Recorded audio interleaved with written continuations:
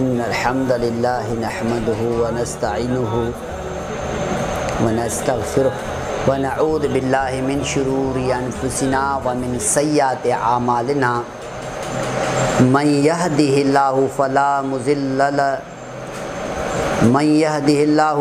مضل له ومن يضلل فلا هادي له وأشهد أن لا إله إلا الله وحده لا شريك له وأشهد أن محمدا عبده ورسوله أما بعد فإن خير الحديث كتاب الله وخير الهدي هدي محمد صلى الله عليه وسلم وشر الأمور محدثاتها وكل محدثة بدعة وكل بدعة ضلالة وكل ضلالة في النار.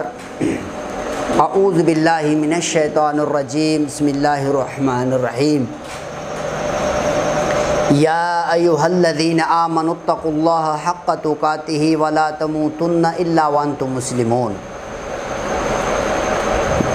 يا أيها الذين آمنوا اتقوا الله وقولوا قولا سديدا يصلح لكم أعمالكم ويغفر لكم ذنوبكم ومن يطع الله ورسوله فقد فاز فوزا عظيما.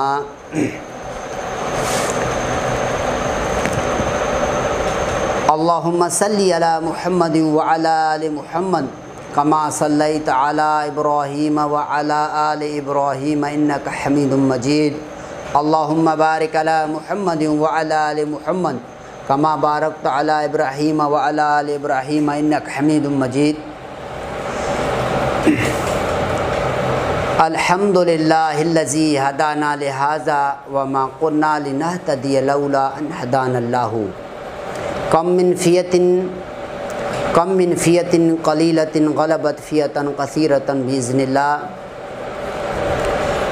اللہ کے حمد اور ثنا کے ساتھ کروڑوں درود جناب محمد رسول اللہ صلی اللہ علیہ وسلم کی ذات مبارک کے لیے. یہ مسنون خطبہ تھا. آپ صلی اللہ علیہ وسلم ایسے ہی خطبے کا جو ہے شروعات اس خطبے سے شروعات کیا کرتے تھے. اللہ کے حمد اور ثنا کے بعد آپ صلی اللہ علیہ وسلم فرماتے تھے وَنَعُوذُ بِاللَّهِ مِن شُرُورِ أَنفُسِنَا کہ اے اللہ میں تم سے پناہ چاہتا ہوں اپنے نفس کے شر سے، وَمِن سَيِّئَاتِ أَعْمَالِنَا اور اپنے برے عملوں سے، مَن يَهْدِهِ اللَّهُ فَلَا مُضِلَّ لَهُ کہ اے اللہ جسے تو ہدایت کرے اسے کوئی گمراہ کرنے والا نہیں، وَمَن يُضْلِلْ فَلَا هَادِيَ لَهُ اور جس کو تو گمراہ کر دے اسے کوئی ہدایت کرنے والا نہیں.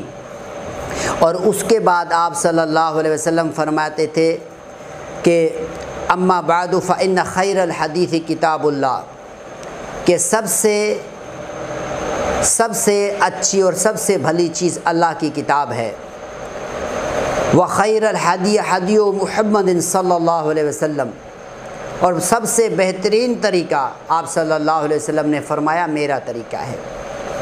وشر الامور محدثاتها وكل محدثۃ بدعہ وكل بدعۃ ضلالۃ وكل ضلالۃ فی النار اور سب سے بری چیز شریعت میں نئی چیز ایجاد کرنا ہے، اور جو نئی چیز ہے وہ بدعت ہے، اور ہر بدعت گمراہی ہے، اور ہر گمراہی جہنم میں لے جانے والی ہے. اور آپ صلی اللہ علیہ وسلم ہم کو یہ تنبیہ اس لیے کیا کرتے تھے تاکہ انسان کی اصلاح ہو، تاکہ انسان میری اطاعت کریں، میری پیروی کریں، بدعت سے بچیں. تو میرے بھائیوں بات یہ ہے کہ اسلام ایک ایسا مذہب ہے جو ہمیں پوری مکمل زندگی دیتا ہے، تو اس میں کسی بدعت کوئی چیز کی گنجائش نہیں ہے. تو کہنے کا مقصد یہ ہے کہ ہمارا یہ جو آج مختصر خطبہ ہے اور یہ جو درس ہے وہ اس موضوع پر ہے کہ یہ ساری چیزیں اطاعت اور توحید، رسالت اور آپ صلی اللہ علیہ وسلم کی پیروی یہ کیسے ہماری زندگی میں آ سکتی ہے، کیسے ہم اس کو حاصل کر سکتے ہیں. اس کے لیے سب سے زیادہ پہلی چیز جس طرح کے ترتیب ہوئی آپ صلی اللہ علیہ وسلم پر، اسی ترتیب سے اگر ہم اس دین کو سمجھنا چاہیں تو بے شک ہم سمجھ سکتے ہیں. اس ترتیب کو ہم اپنی زندگی میں لے کے آئیں تاکہ ہماری اصلاح ہو. آپ صلی اللہ علیہ وسلم کا طریقہ سب انسانوں کے لیے بہترین طریقہ ہے، اور آپ صلی اللہ علیہ وسلم کا طریقہ ہی مکمل زندگی انسان کو دیتا ہے۔ تو جو اللہ تبارک و تعالیٰ نے ہم کو سکھایا اور ہم کو بتایا، اس کی تعلیم کس کو ملی، کدھر سے ملی، اور سب چیزوں پر عمل کرنے کے لیے سب سے پہلی اور اہم چیز یہ ہے کہ انسان کو علم ہونا چاہیے۔ تو ہمیں علم سیکھنا چاہیے۔ آپ صلی اللہ علیہ وآلہ وسلم کی زندگی مبارک میں بھی اللہ تبارک و تعالیٰ نے جس طریقے سے اس شریعت کا آغاز کیا، وہ چیز کسی سے چھپی ہوئی نہیں ہے۔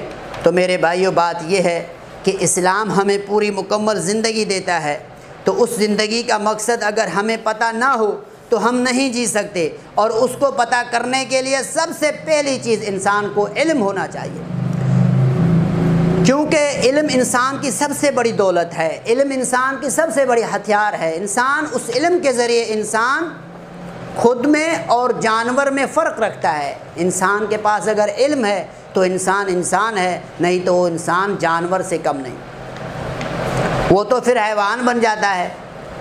تو اس کا طریقہ یہ ہے کہ ہمیں آپ صلی اللہ علیہ وآلہ وسلم کے طریقے کو اپنانا چاہیے، اللہ کی اطاعت کرنی چاہیے، اس کے رسول کی اطاعت کرنی چاہیے، اور ہمیں آپ صلی اللہ علیہ وآلہ وسلم کے نقش قدم پر چلنا چاہیے۔